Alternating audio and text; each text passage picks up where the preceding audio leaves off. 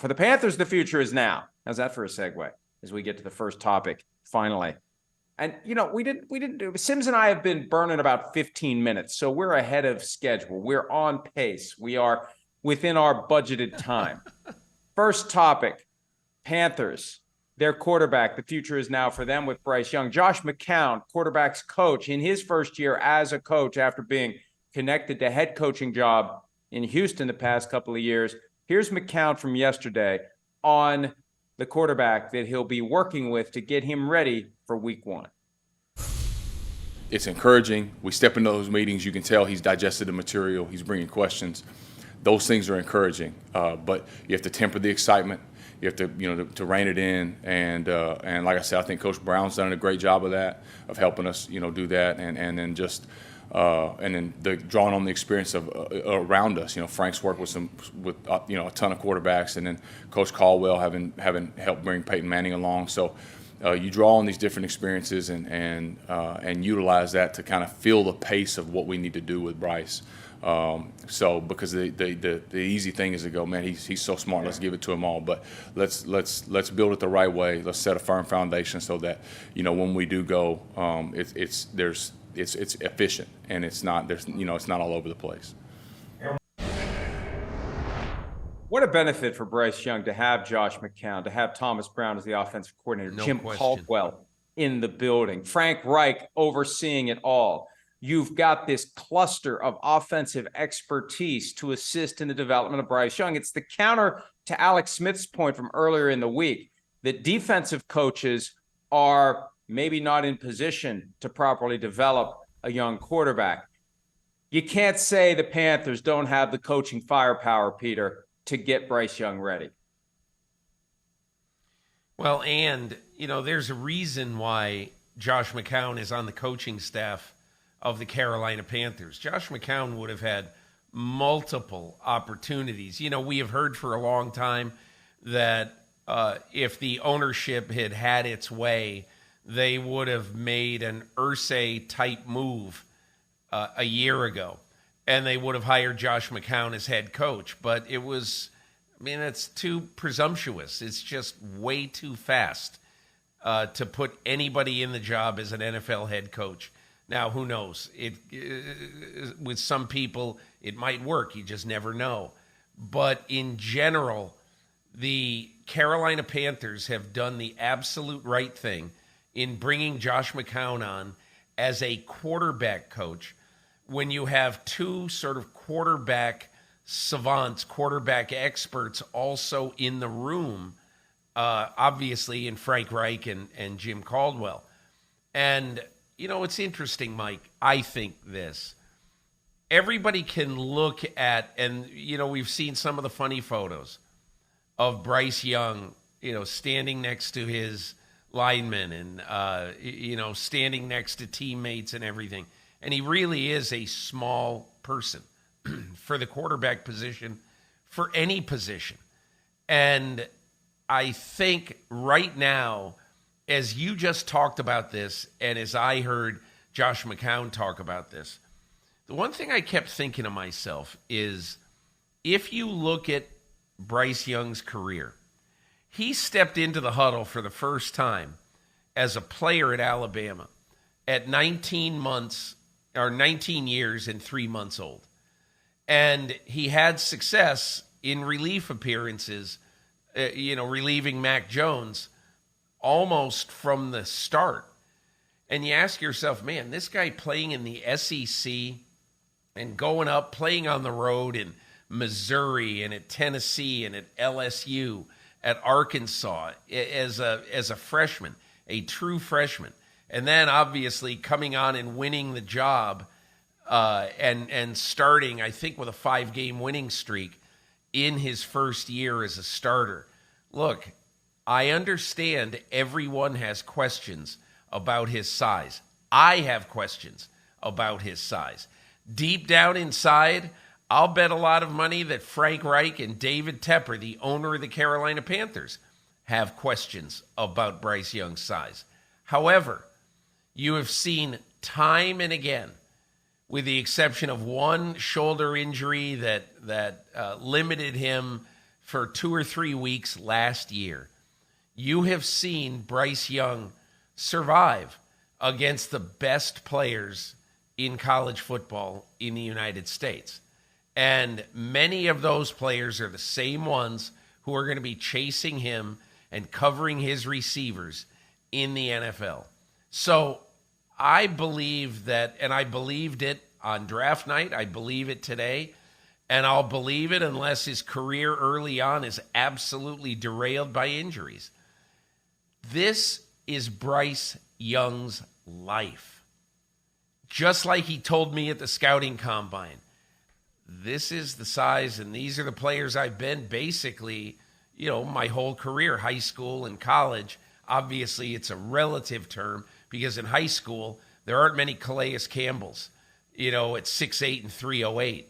But you get what he means. He's always been playing in the land of the giants. He's always getting rushed by a bunch of sequoias.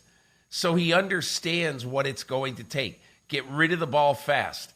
That is one of the things, there is no question in my mind. Frank Reich, Josh McCown, Thomas Brown, Jim Caldwell. Those are the things that they are going to be emphasizing. Get rid of the ball. Get rid of the ball. Your best friend can be a throw into the bleachers. Just get rid of the ball. And so, look, I am drinking the Kool-Aid on Bryce Young. I think he is tremendously intelligent. He is not in any way going to be intimidated by what he sees. And, the signs are all good early on for them. But again, the old Parcells line, they don't sell insurance for this stuff. Well, and it's the brain power that the Panthers are banking on. You had the great breakdown a week and a half ago in your most recent Football Morning in America column about the 5-man slide that he called when he was in mop-up time, up 48-17 against Tennessee, 3rd and 12, saw where the pressure was coming from, shifted his entire line, ignored the guy who was creeping up. He knew that guy wasn't coming.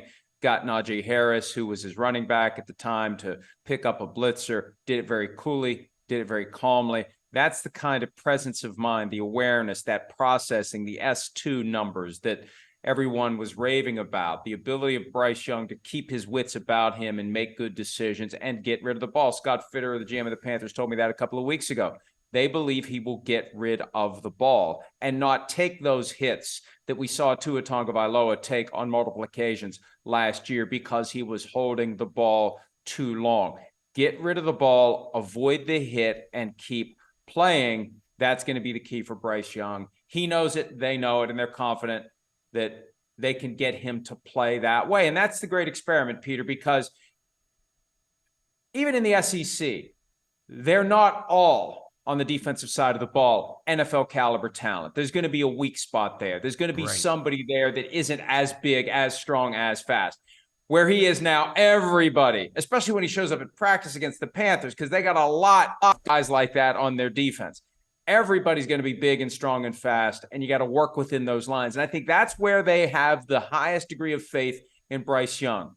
Whatever the lines are, he's going to figure out how to color within them and stay within them and make his decisions knowing what the realities of the situation are that he's facing. I think, Mike, we live in this sort of instant coffee society in the NFL. And, I think I've told this story on this show before. In 1998, I went to San Diego Chargers training camp at the time. It was at University of California at San Diego, and that was Ryan Leaf's rookie training camp. And by the time I got there, it seemed clear that he was struggling mentally and, really not looking like he was very comfortable. And I made a comment to Bobby Beathard, the general manager, the late Bobby Beathard, the general manager at the time, about, there's nothing says you have to play him early on. And he goes, oh, no, he's starting right away. And he made the point that, our fans are hungry for this. They've been waiting for a long time for a new quarterback. and Ryan's going to learn on the job. And I think for some quarterbacks, that's probably a good idea. Apparently, it wasn't the best idea for Zach Wilson. Certainly wasn't the best idea for Ryan Leaf. And we've seen over the years the different ways that teams have approached the quarterback position. You know, the Bengals, when they drafted Carson Palmer 20 years ago, they said, listen, he's not playing his rookie year. He may have played a little bit, I forget. But he's not playing his rookie year. We're going to play John Kitna, and Carson Palmer is going to carry the clipboard, study, soak it in.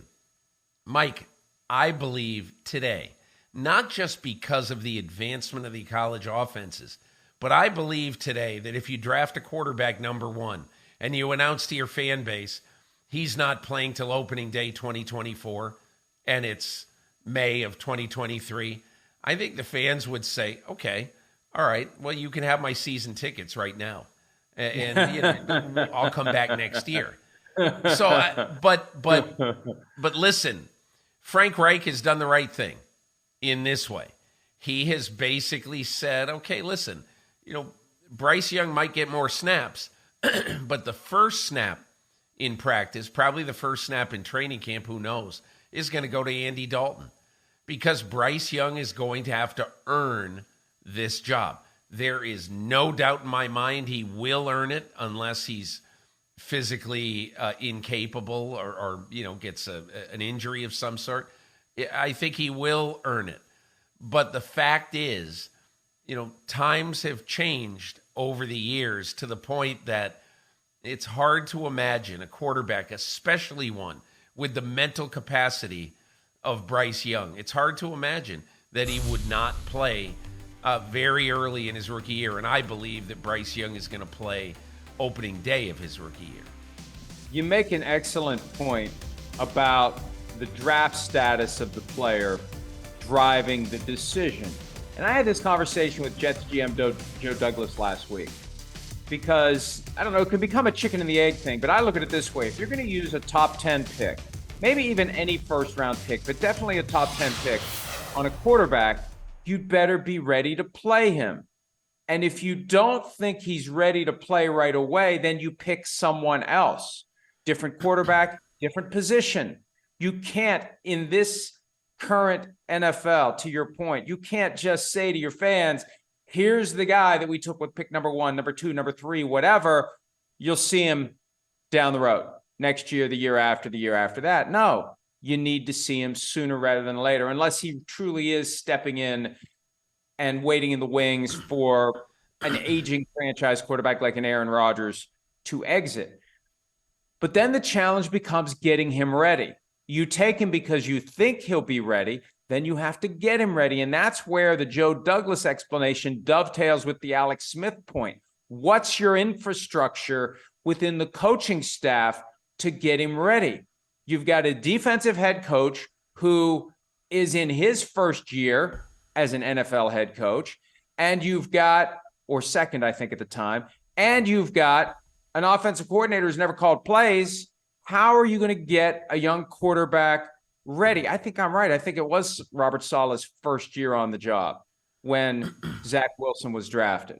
So how do you get your guy ready? You're drafting him because you think he's going to be ready. Then it's incumbent on you to get him ready. And you need to be willing, Peter, to have the awareness to pull the plug if you think he's not ready. And that was the one regret that Joe Douglas expressed to me, not having a veteran there to help get him ready, a veteran quarterback, and to be able to play in the event that Zach Wilson wasn't ready. I think you look at it this way, Mike, and I think it's easy to look back and basically say that, okay, we made a mistake with Zach Wilson.